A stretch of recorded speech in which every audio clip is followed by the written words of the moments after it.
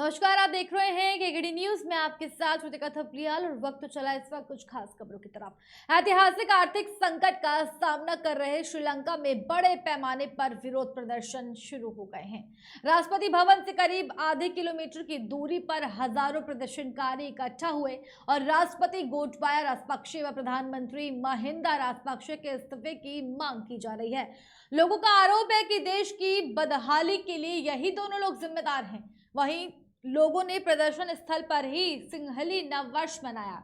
श्रीलंका की प्रमुख party JVP ने अगले हफ्ते 3 दिनों के लिए विशाल रैली निकालने का ऐलान किया है। श्रीलंका इन दिनों खाने पीने की चीजों व ईंधन की कमी, बढ़ती महंगाई और बिजली कटौती की भीषण समस्या से जूझ रहा है। ये श्रीलंका की आजादी के बाद का सबसे भयानक आर्थिक संकट है। राजपक्षे सरकार पर भ्रष्टाचार और कुशासन का आरोप लगाते हुए भारी तादाद में प्रदर्शनकारी कोलंबो में गाले फेस नाम की जगह पर पिछले 6 दिनों से धरना प्रदर्शन कर रहे हैं। गुरुवार को श्रीलंका के लोगों ने प्रदर्शन स्थल पर ही पारंपरिक तरीके से नववर्ष मनाया। प्रदर्शनकारियों ने संघर्ष की जीत हो नारे लगाते हुए पटाखे फोड़े।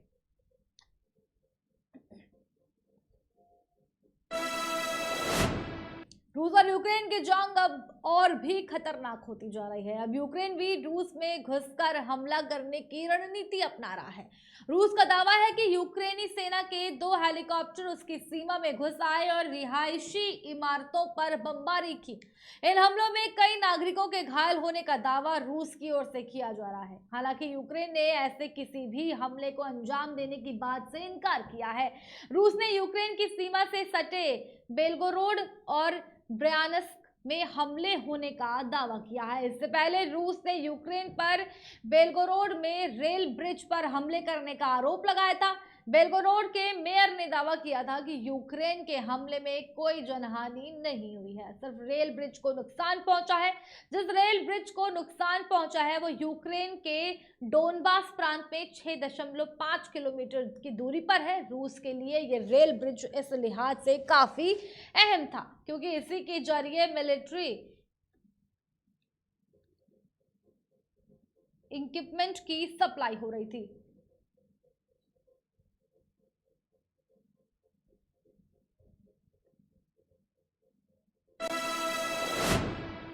रूस यूक्रेन जंग को अब 50 दिन बीत चुके हैं। इस बीच यूक्रेनी हमले का शिकार रूस का मिसाइल दागने वाला वॉरशिप डूब चुका है। रूसी डिफेंस मिनिस्ट्री ने कहा कि यूक्रेन में सैन्य अभियान के दौरान क्षतिग्रस्त होने के बाद वॉरशिप मस्कवा ब्लैक सी में डूब गया है।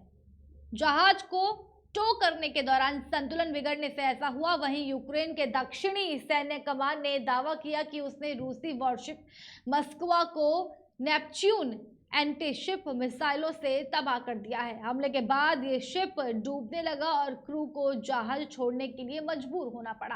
हालांकि रूस पहले ही वॉरशिप मिसाइल हमले से इनकार कर चुका है। रूस ने कहा है कि वॉरशिप पर आग कैसे लगी इसकी जांच की जाएगी। यूक्रेन के सभी इलाकों में एक साथ हवाई हमले का अलर्ट घोषित किया गया है। कीव इंडिपेंडेंट की माने तो राजधानी कीव में ब्लास्ट की जानकारी मिली है। यहाँ एक के बाद एक 3 विस्फोट हुए हैं।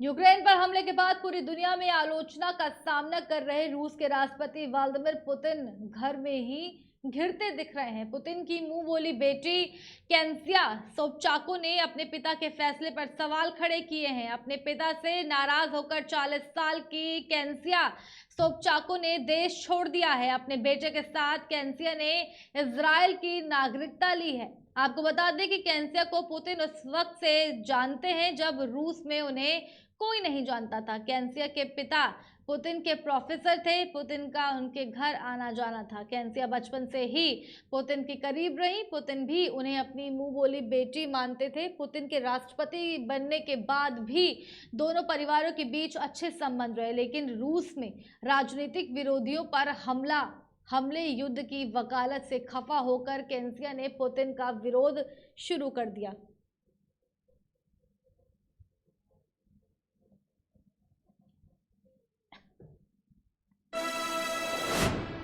रूस करीब 2 महीने से यूक्रेन पर हमले कर रहा है। इस जंग में रूस को भी भारी नुकसान हुआ है। इस बीच खबर यह है कि रूसी रक्षा मंत्री को हार्ट अटैक आया है। मीडिया रिपोर्ट्स के मुताबिक रूसी रक्षा मंत्री सरगेई शोइगु पिछले कुछ दिनों से दिखाई नहीं पड़े हैं। माना जा रहा है कि यूक्रेन में हो रहे नुकसान को लेकर व्लादिमीर पुतिन और सरगेई के बीच कुछ अनबन चल रही थी। इसके बाद उन्हें दिल का दौरा पड़ गया।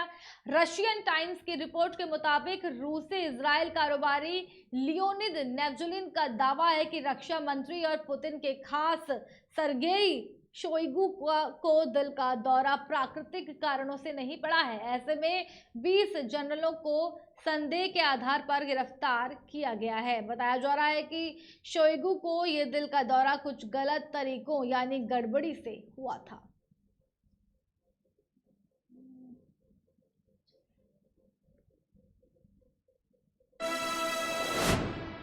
देश दुनिया की बड़ी खबरों में केवल इतना ही। बने रहिए हमारे साथ, देखते रहिए केकेडी न्यूज।